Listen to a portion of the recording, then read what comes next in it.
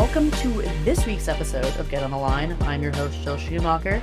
This is your first time watching. This is a sports podcast that interviews athletes and or a solo episode of me talking about life outside of sports as former or current athletes. This week we're just going to be breaking down where I'm at right now and kind of just social media in the realm of sports as a whole. So enjoy this episode, and if you think you want to be a guest or know someone who wants to be a guest, go to getontheline.net. Enjoy the episode. So first off, just get this out of the way. I'm super congested. I think it's allergies because we are shifting into a new season. So if I sound nasally and annoying, or more annoying than I normally do, I apologize for that.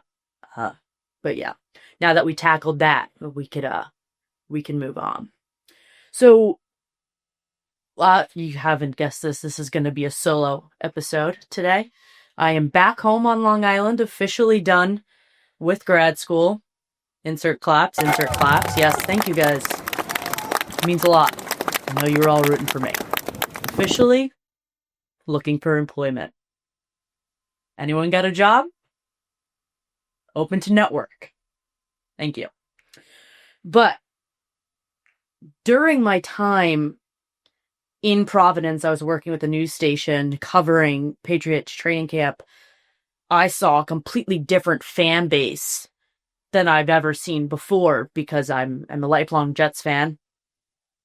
Yeah, very loyal, as you can see. But that was very interesting to see. Got a lot of good experience, good networking, and I'm very thankful for that experience. I think that my background in college athletics was always something that really helped me connect and interview with players on a different, I don't want to say level, but kind of a little bit. I think it's because can relate in a way, not comparing myself to an NFL player as a former D1 bench warmer by any means, but the mindset and attitude is still the same regardless. But on the topic of football, college sports have officially started, particularly football in specific. And I do just want to take a moment and remind everyone that the people and the athletes that you see on these fields playing for these college teams, a lot of them are 18 and 19 years old. Okay? So just let that be aware, sink in, because the scale of college football in America is absolutely crazy, the amount of attention it gets. You can argue, I don't know what the numbers are, don't put it on me, but you can argue that it can get a little bit more attention than the NFL. Okay, that being said, be nice. Like, I understand that these are your teams and whatever. Like, I'm a big Ohio State fan. I'll say it. But I'm not like a diehard one team or the other. Have my own things. I've had to learn to stay in my own lane because I'm a sports reporter now. I can't really be a one clear cut and concise. I got to report the facts. But moving on from that, it's just, I feel with social media and everything, the things that are being said about some of these players that you see online is like crazy. And yes, you have to block out the noise. And yes, like there's a lot of media attention. And yes, you could say they signed up for that, end quote. But there's an extent and a level to what it gets where it's like, you gotta look inward. Because we saw an example of this, this past spring, I believe it was, with one of the Diamondback players, where he was in tears on the field. But the thing is that we saw that firsthand because it was said and done in person, right? I'm not even going to go into the details of what was said during that game because it's sickening to me, quite honestly. But the thing is that those types of things are being said about people, about their families, about their connections, about their relationships, about their friends, children, online. And I'm gonna tell you this. Guess what? You don't know these people. You don't. You do not know these people. It is just such crazy behavior to me. Like, you are allowed to be a diehard fan and be mad that they lost and blah, blah, blah. But to go, like, trolling someone's character and family that you don't know online, that's crazy to me. That is crazy. I don't get it.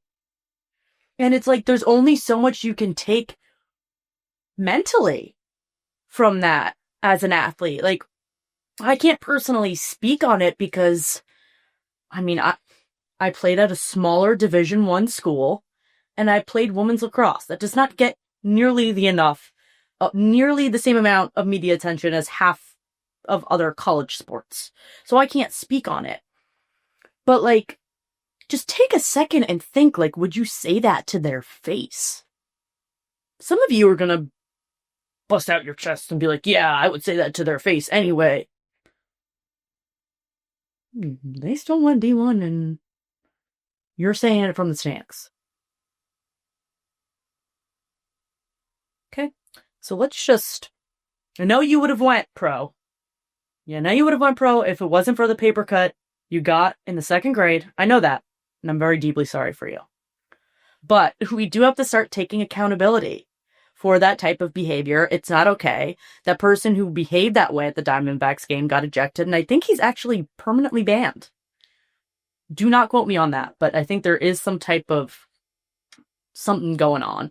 I don't know, and I feel like half of the time, the people who are saying like those egregious things, because once again, there is a line in sports where you can behave. No, I don't even want to justify it.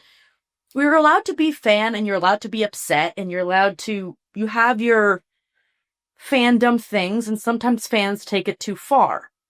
But then there's just created this whole other line where it's like people are hiding behind keyboards.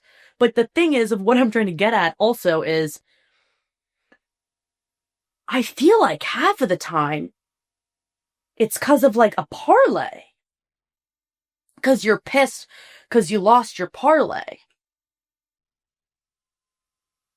That player didn't make you bet on them or their team. So full stop there, period. Okay? You're allowed to be upset that you lost your money. Get it. Not a big sports betting person. Maybe I'll throw on $10 on one team during the Super Bowl. Just not my beat. Maybe I'll get into it. But if that's the reason why you're saying like heinous things, like maybe we should look inward. Maybe. I don't know. It's just a little crazy to me. But yeah, I don't know. Just, I worry about the mental health and well-being of these young athletes because I struggled with it being a college athlete and I wasn't even on that same level of media attention. So, and they can't speak out and retaliate. They could, but realistically, they're gonna get in trouble for that.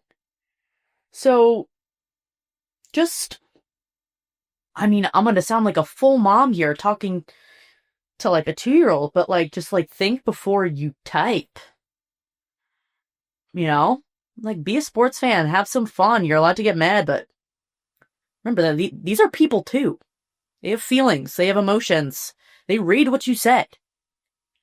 Okay? So, just think about that for a hot second, all right? Anyway. Oh, where was I going from this? Ooh, my Diet Coke. Where is she? Downed her. Don't worry, guys.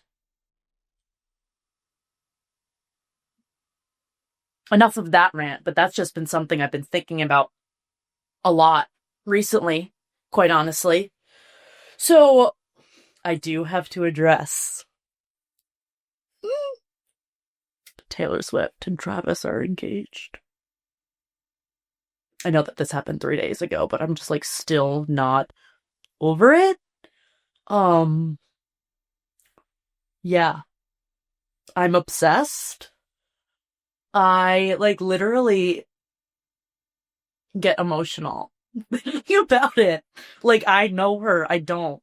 But, yeah, I just love the fact that she's marrying a football player. And that sounds so weird and like whatever, and that's not the point, but like I think that I think it was Gary Vee who said this, that it's brought like daughters and fathers together to bond over football. And I think that's actually great also. But what I was gonna get to this was the comments that I'm seeing on like ESPN. It's like the same type of thing that we saw when the cameras started to first go on her during the NFL games, where these like, I don't even want to say fans, these men are getting upset that all this attention is on her and blah blah blah, and I really don't think it's that big of a deal, but whatever. That upsets you, I get it. But I'm just gonna go to like one account where this posted. Blah blah blah. Let's see. NFL now stands for Not Fun League post actual football. Okay. We're seeing some good comments though. Happy for you guys. Oh, this one's just as trash. I'm unfollowing this. It's getting on my nerves. Petition for Taylor to have a wedding at Wembley Stadium so we can buy tickets. That's awesome. I don't know who said that.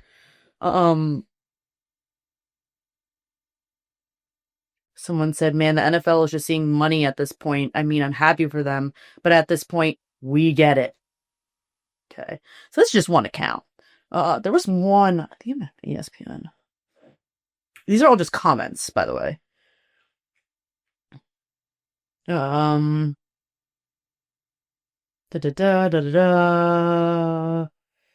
go to the first one. Because I don't know if you saw it, there was wall-to-wall coverage on a lot of these sports news platforms, like in studio wall-to-wall cover. Like, this is our royal couple, quite literally. And I don't know why. I think it irked some people.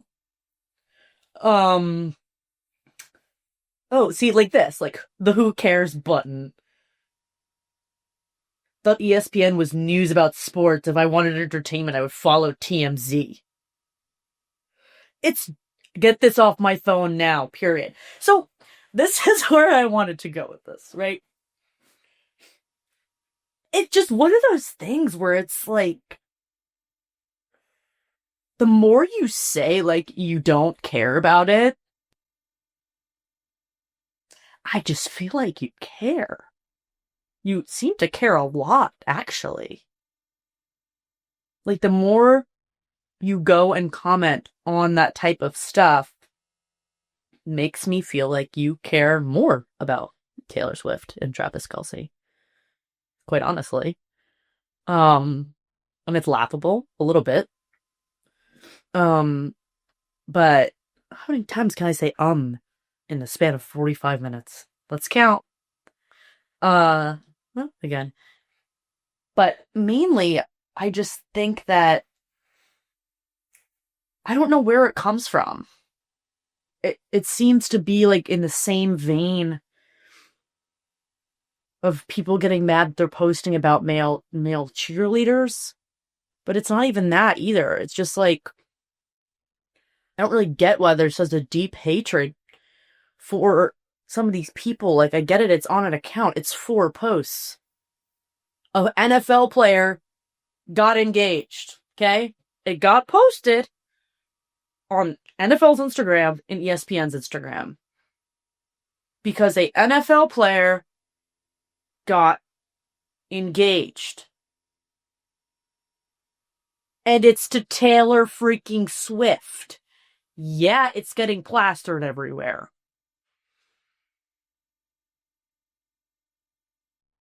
I don't really understand why people are so upset. And once again, I shouldn't say people, I should say men. I should say men. But it's giving, you know what it's giving?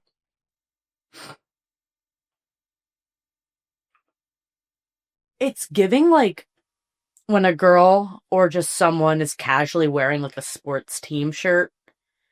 I don't know, just throw a name out there. Uh, let's go with the Yankees.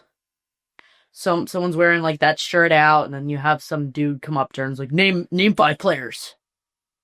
Name 5 non-starters, their hometown, what they ate for breakfast, their aunts, uncles, sisters, nieces, nephews' name, or else you're not a real fan.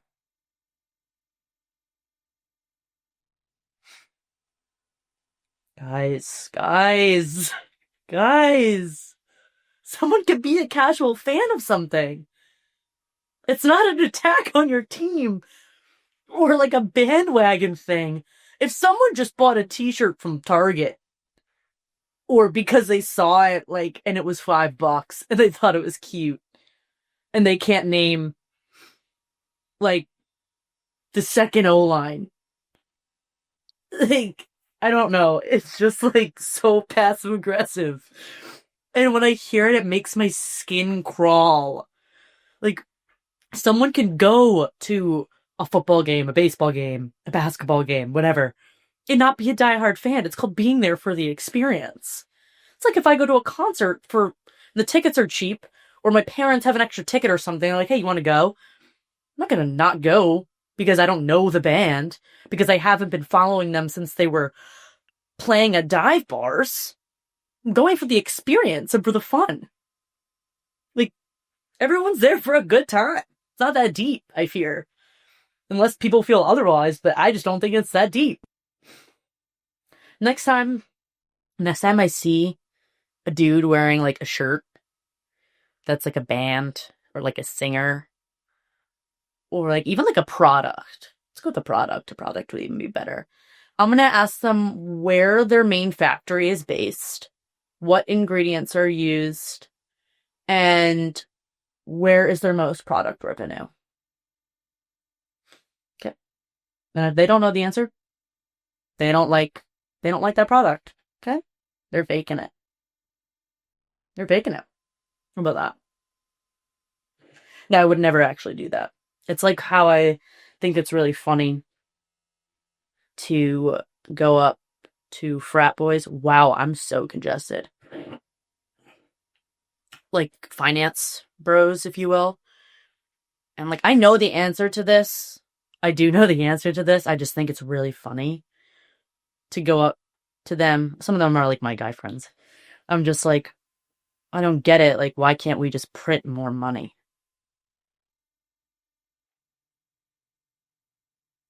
They get so mad. I know the answer, but it's so funny to ask. I should try it sometimes. You should try it. Yeah, no, it's great. It's a good one. But yeah. So that's all I really had for this week. It's a little bit more of a shorter episode. I have been moving in and out of places from grad school to my capstone. Now I'm back home. So it's just been a little bit of, not even a little bit, a lot of moving parts for me.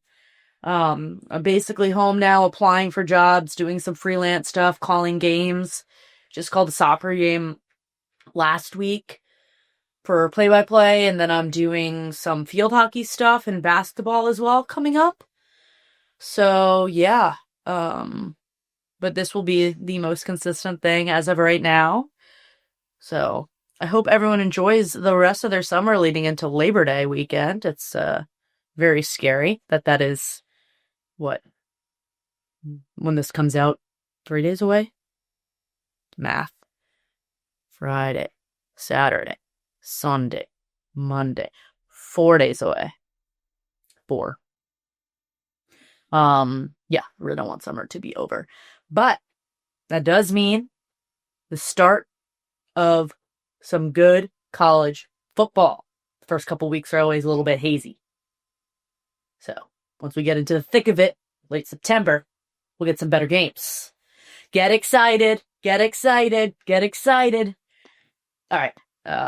Yeah, I'm done now. And as always, if you want to be a guest or know someone that wants to be a guest, go to getontheline.net.